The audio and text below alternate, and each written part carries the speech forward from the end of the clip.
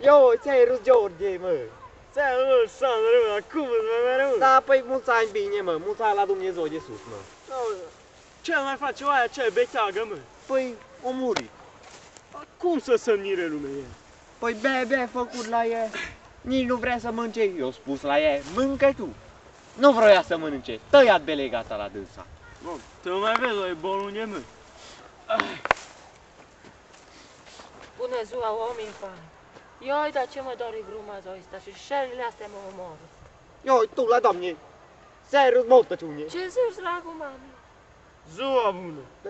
Ei, nu, dar ce mai faceți? Dar pe tăină că și mai aici amândoi, că viața asta e tare grea. Nu, așa e cum zici. Ioi! A, ce-i Am bani? întârziat la bani. Ce mă de la numărul 5. Nu te miră că e și bobocă. A nu, eu îți sucivă maica. Că nepotul meu, mă duc să-i fac galerie. Nu, dar du-te liniștită, dar să nu te prind că vine apoi cu orice moș cu baterii. Nu-ți fie frică.